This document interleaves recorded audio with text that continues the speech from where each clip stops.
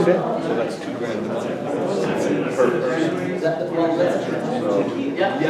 why we can't do $2,000. All right, ladies and gentlemen, we're going to get started. So thank you very much for coming.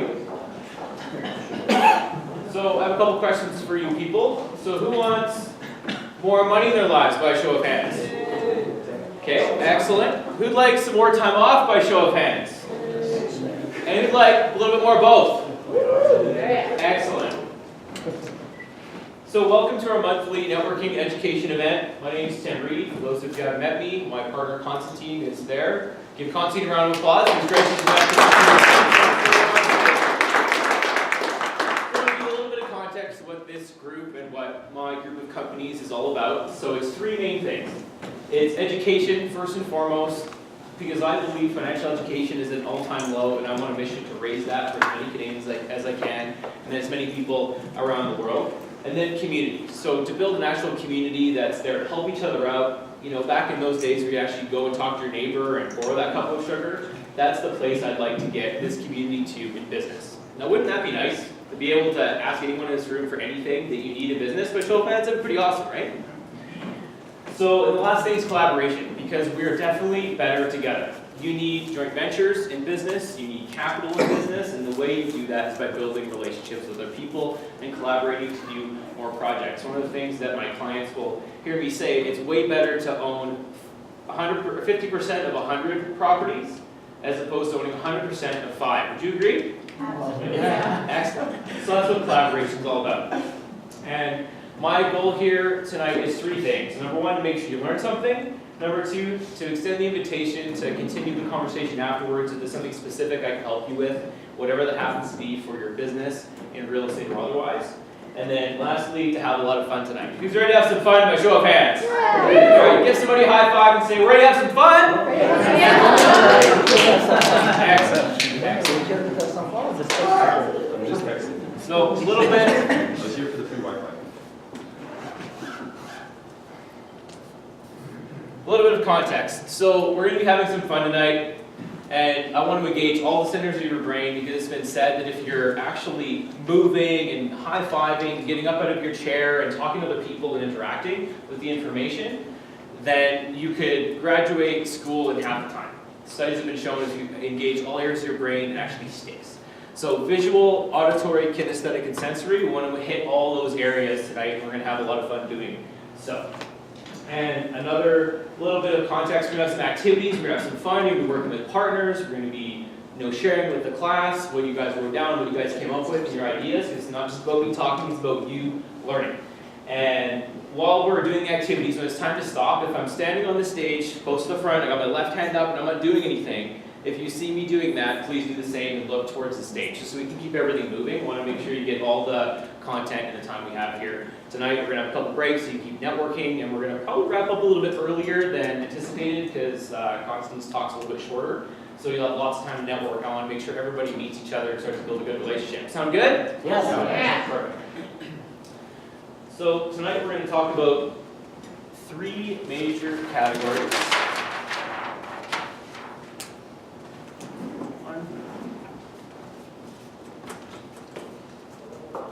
How to raise some money.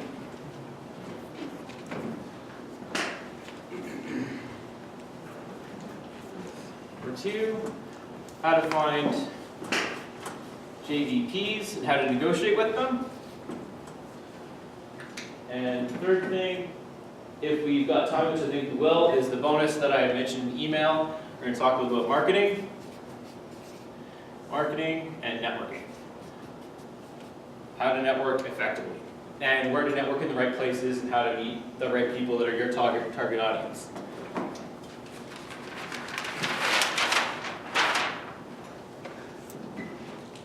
So before we get started, Zori, I could tell you guys a little bit about my story, kind of how I got here, a little bit about me for the people that don't know in the room. Is it okay? Yes. Show of hands? Yes. Okay, perfect. So, like many people out there, my mom told me get good grades, go to a good school, so you can get a good job. That's how you become successful. Can anybody relate to that? By show of hands, heard something similar from their folks? Okay, perfect. So I did that, and I went and got the good grades, and I got an engineering degree, and I got it into the working world, and I was doing okay. by most people's standards that would be successful, but I realized that I wasn't able to move up as fast as I'd like in the corporate ladder, and I wasn't able to earn the money that I wanted to earn as fast as I wanted to earn it. And as more years went by, I worked in a fairly demanding field as a telecommunications engineer, so what I did, I was one of the few people that did that for my company in the region, so I didn't really have control over my time. That's the thing that really started to get to me over the years. So I thought to myself, there has to be some alternatives. There has to be some better ways to be able to earn money and get rid of that glass ceiling. So I started reading a lot of books, and I started going to a couple seminars about wealth creation and different ways to earn money. And one of the common themes in all this was real estate. Real estate, real estate, real estate. It just kept coming up in all of these books and things like that I was reading. So I went out there, and I went to one of those 3-day seminars on Friday, Saturday, Sundays. Who's ever been to one of those before? Yeah, everybody in the room. Okay, perfect. So I took one of those 3-day seminars. I learned all about real estate. Just opened my eyes as to all the ways you can make money in this business, and that's what got me excited. So I got out there and just ran out into the woods and started to figure everything else out the hard way. It wasn't fast, it wasn't cheap, and it wasn't efficient. But that's what I did, and I've been doing real estate for over 7 years now. And over the course of that time, I was able to do on average about $1 million a year in transactions. Each year, I was interviewed by CBC News in regards to foreclosures in Calgary, what was going on in the market, and Maclean's magazine before Christmas. And recently, I was asked by Business Edge magazine to write for them as their expert columnist for real estate for Canada-wide. So really excited about that. And I was able to raise over $1.2 million for a real estate project in BC in just shy of 2 weeks. I realized I was actually pretty good at that. And because of the network, the power of the network, I was able to do that for some of my partners. Also, I've done over $125,000 in one particular real estate deal. And I've spent over 100 grand, literally, in the last 7 years on mentorship, courses, seminars, and coaching. Because I really believe you have to get out there and get the right skills to be able to help you be successful. That's how you get speed in this business. Unlike me suffering through it for the first number of years to be able to get to where I am today. But what I'm really passionate about today, though, is to be able to teach other people to collapse that 7 years into a very short time frame, compared to my stepping in a lot of the potholes, so I can now walk people around. That's what I'm really passionate about. And the reason why I started doing that was because I found the options in the space for Canadians especially weren't very good. There just isn't a lot of high quality training, one-on-one for Canadians to show them how to do it both south of the border and in Canada. That's what they so chose. And I've done both US real estate and Canadian real estate. So who's interested in the US? By show of hands. About half. Who wants to do it in their own backyard? By show of hands. Okay, about 75%. Okay, great. Just want to know who I'm talking to here. So the first thing is how to raise money without the banks.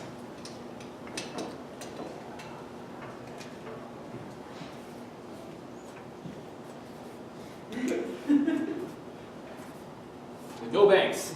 Who likes to deal with the banks? By show of hands. Just one. You deal with private though. You still deal with those banks every once in a while. It is the cheapest money. It is option number one. No doubt about it. But there's a point where the banks are going to start saying no. Would you agree? Who's ever been declined for a mortgage? By show of hands. Help people out there? Okay. So what are some traditional sources of raising capital? Parents. Your parents? Okay. Yeah. Family. Great. What else? Friends. Friends? Yeah. Private investors. Investors. Yeah. What else? B lenders. B lenders, that falls under banks. Hard money lenders. Hard money lenders, yeah. Hard money lenders. I would say hard money is not necessarily traditional.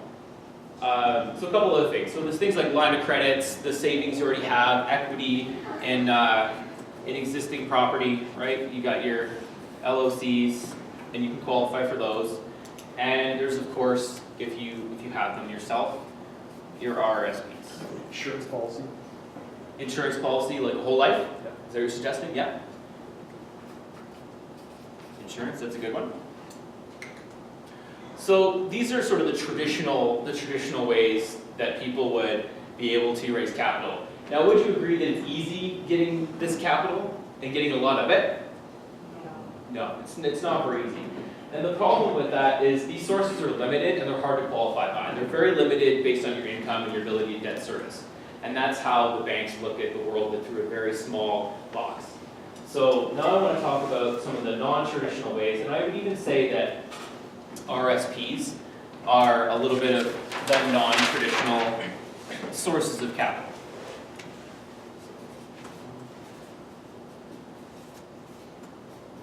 Non-traditional. So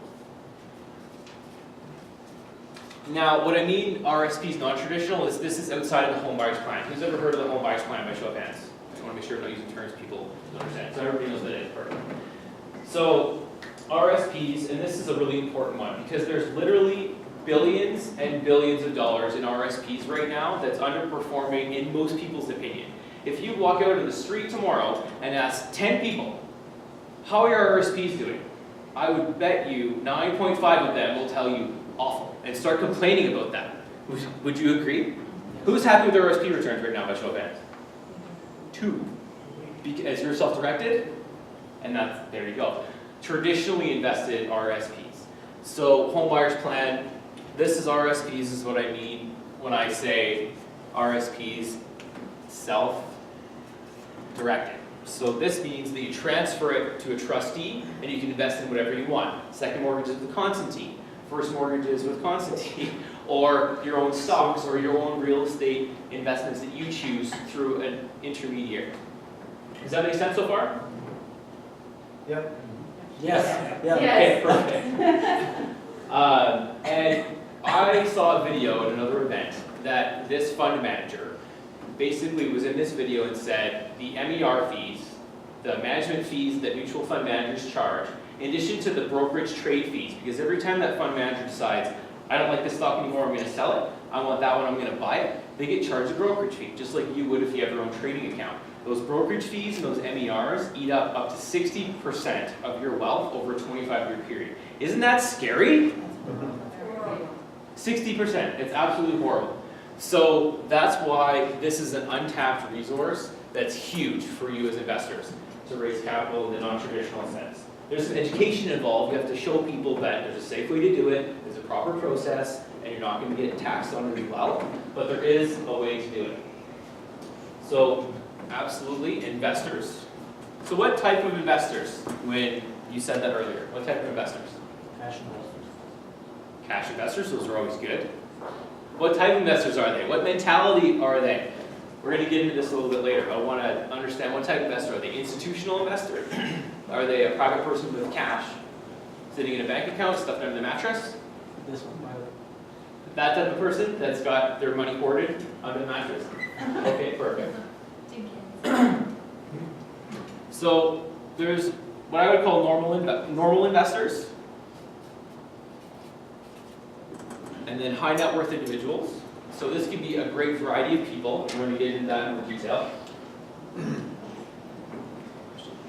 absolutely joint ventures, you mentioned that. Joint venture partners. And this has a number of different ways. And then business owners. Business owners are huge.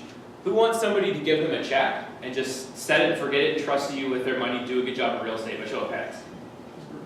Perfect. You're going to want to talk to a lot of business owners because if you're a busy entrepreneur and you're running your successful trucking company, successful accounting firm like Alex, or a successful business period, as an entrepreneur you're working 14, 15-hour days typically until you've really made it. And then they've still got lazy money is what I call it. They've got traditional investments because we don't know what we don't know. We haven't been told other options in real estate or other things.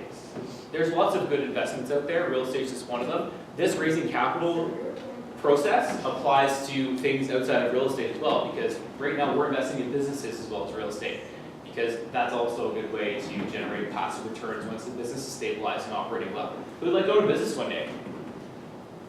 That's passive, it just makes the money, just like an apartment building. Excellent.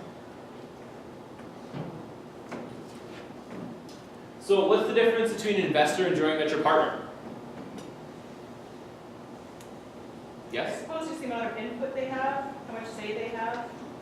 Yeah, that's an excellent answer. So some of the main differences between investors and joint venture partners is, generally speaking, investors are going to be more passive. They're not going to want to know what tile you're picking. They're not going to want to know what the vacancies are. They're just going to want to know, what's my return at the end of the year. They're a little bit more simple and easier to deal with that way. Joint venture partners can be passive, but generally speaking, they're going to want more stake in the deal. They're going to want to get their hands dirty. They're going to want to get involved in the project. And they're typically going to be on title as opposed to off title. Joint venture partner generally would be in that position. Not always, but generally speaking. Also, you're going to have a joint venture partner agreement that specifically lays out responsibilities as to who's going to do what, who's going to get paid what, and who put what into the deal. If somebody just put money in, that doesn't necessarily always get detailed on JV agreement. That could just be a loan agreement or an investment share agreement. There's 100 ways to structure that, but generally speaking, JVs are going to be on title. Does that make sense?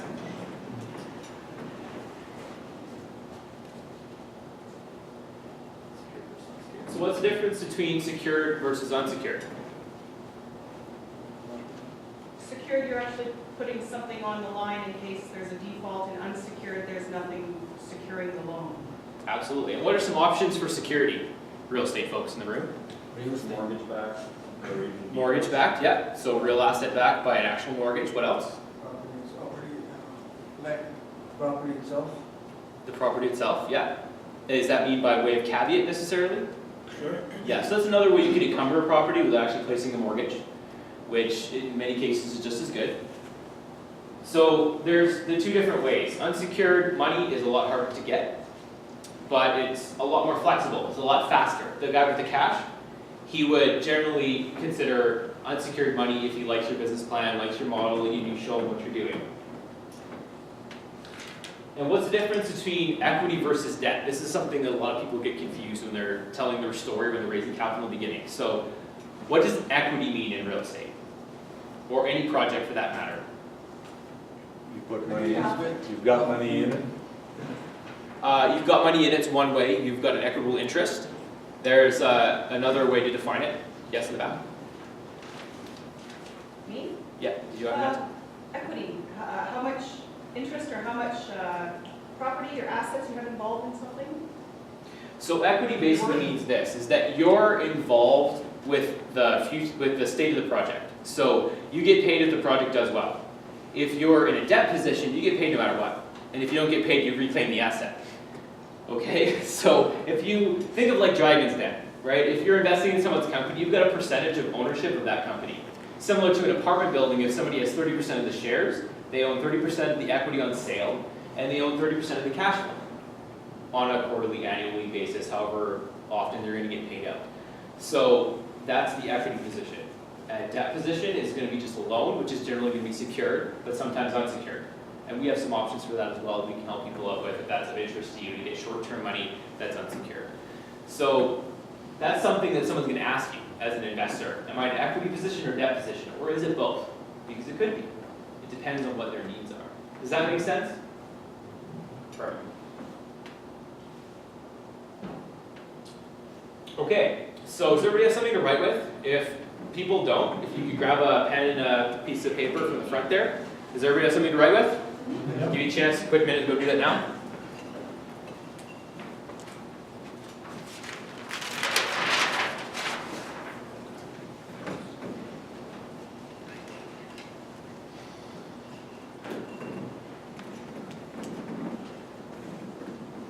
We good? Okay, so I'm going to give you 2 quick minutes. I want you to write down 3 reasons. How many reasons? 3. Perfect. Of why somebody would want to invest in your project. If you don't have a current project right now, be creative, use your imagination, make one up, and write down 3 reasons why somebody should invest in your project, why it's the best project in the world. Make sense? Yes. Okay, you've got 2 minutes. Go.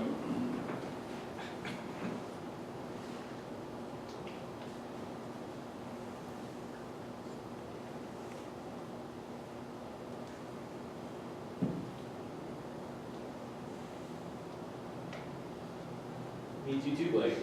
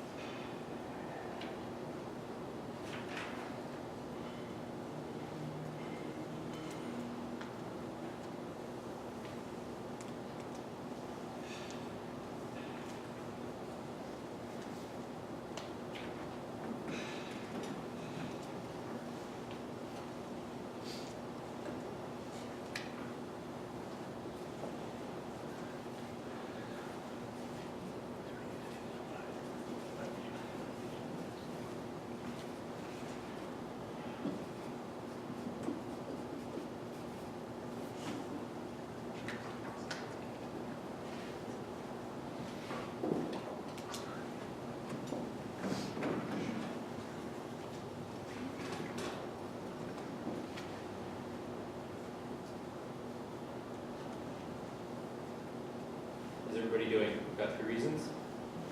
3 doesn't have 3 reasons, raise your hand. Okay. Couple more seconds.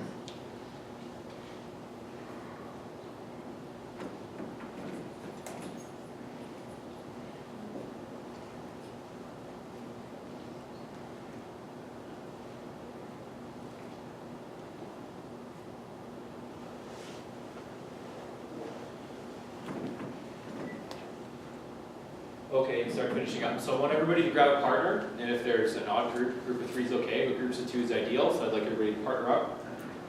Right now, please. Let's get a little closer together, ladies and gentlemen.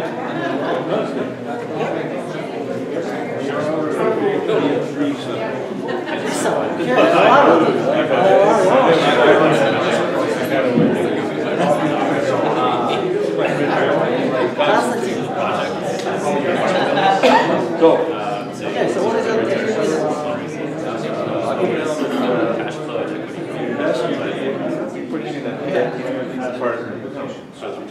Okay, does everybody have a partner? Anybody who doesn't have a partner, raise your hand. Okay, perfect. So, what I want you to do, just 2 minutes each, pick an A to B partner, and then B's are going to go first, and then share with your partner what you wrote down and the reasons behind them. Does that make sense? Okay, perfect. B's. Where's my B's? Raise your hands. Where's my A's? Okay, B's, off you go. 2 minutes. To be there.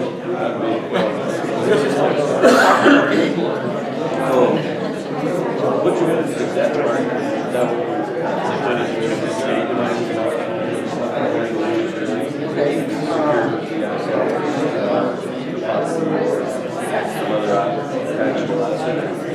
Also, experience of partners doing this project.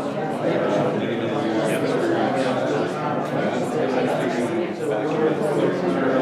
Don't misunderstand, we'll discuss this later.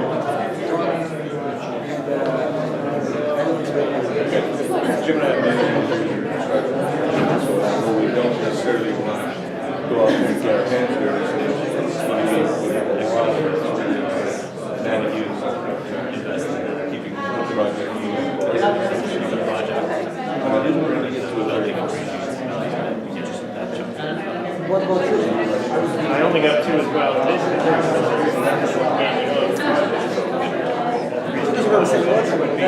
The rate of return.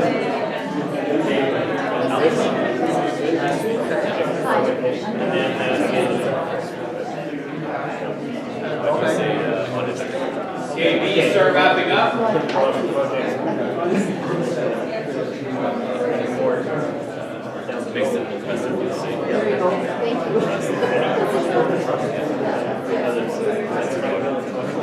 Well, that's how, this should not stop you at all.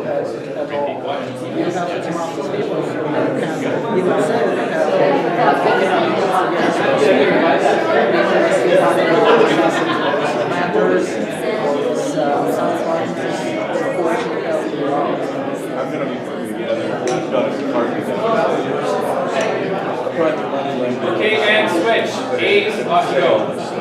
2 minutes.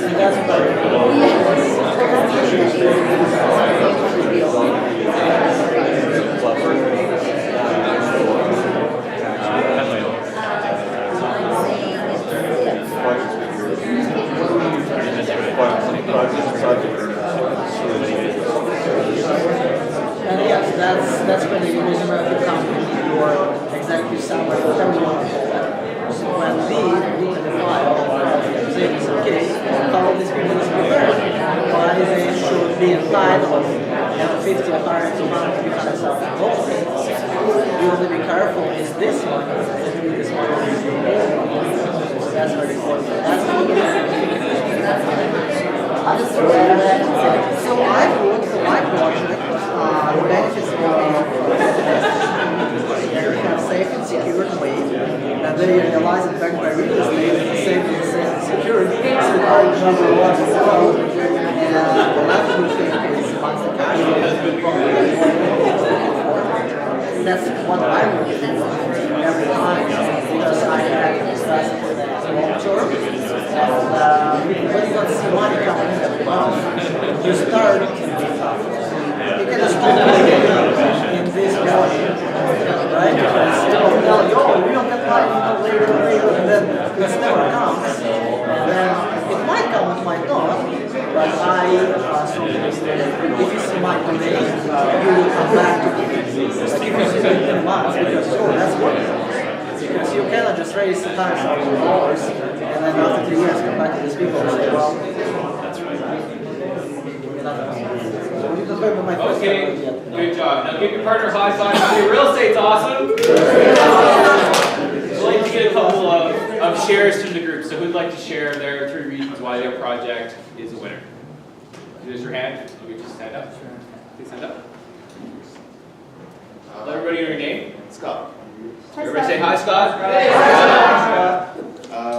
One was low risk because this particular deal has multiple exit strategies. Perfect. So that's 2. So we have 3 reasons. Oh, you want all 3? Okay. Absolutely. High cash flow, High cash. and I guess it kind of ties in high return. I guess the profit you need to get. Perfect. Thank you, Scott. Give us a round of applause. Let's let them share. Yes, please stand up. My name is Kellyanna Johnston. I'm from just north of Red Deer. I just moved to Ponoka to open a business there. And I missed the whole 3 reasons, so I just kept writing for 2 minutes, so I've got a few. Just pick 3, the top 3. Okay, these are kind of my main criteria for any project that I work on.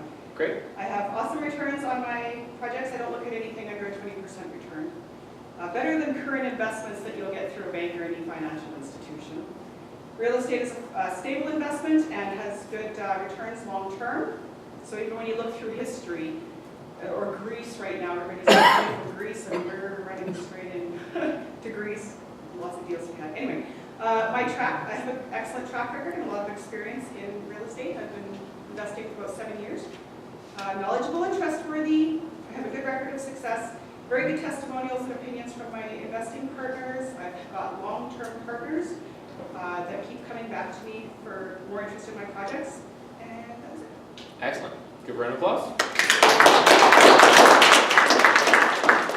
And save those notes, we're going to be needing them a little bit later on. So these are the 3 main things that investors want to know. And this radio station here, WIIFM, what's in it for me radio, is the radio station they're all tuned into. Okay? They really are simple creatures, investors. They really want to know these 3 basic things. What's my return? What's my ROI? Everybody knows what ROI is in this room. Yes? By show of hands? Yes. Perfect. What's my risk? And when, with a question mark, when am I getting paid back and how? The reason why they're asking these 3 questions in their head, what's my return, is versus other things in the marketplace.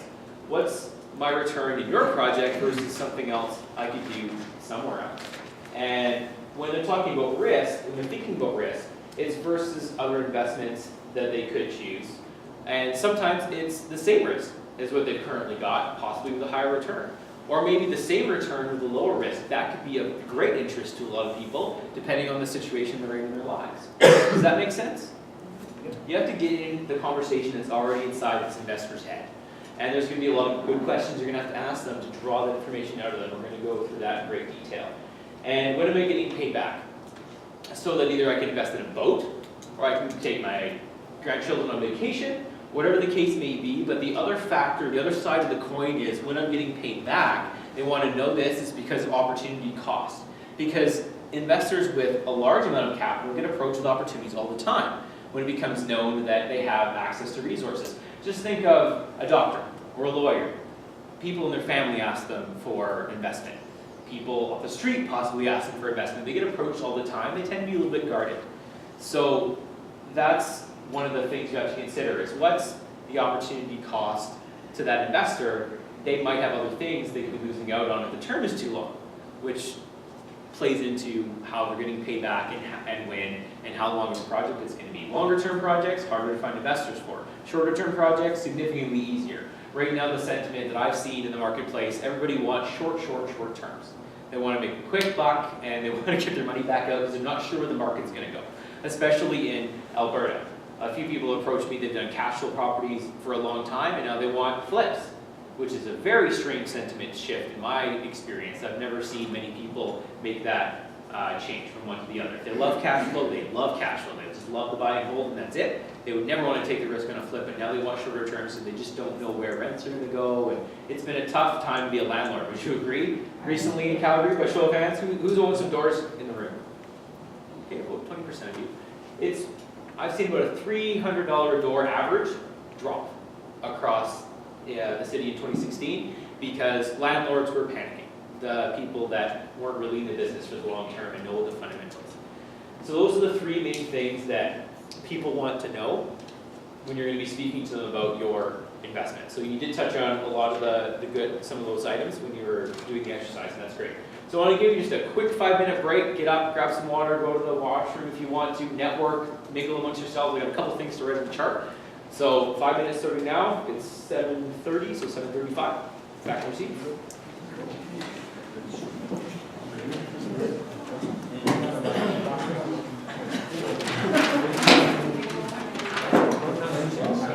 So what is your three main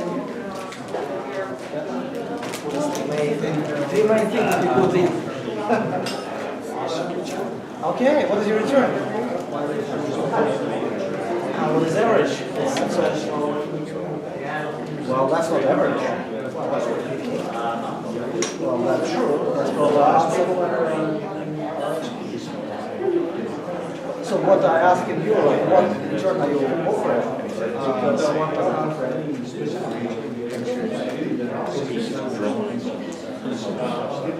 Okay. So what was this return away? What is your second and third thing? That's about it. I've always wanted to get into it. I didn't have education, experience, and then educating myself. That's why I'm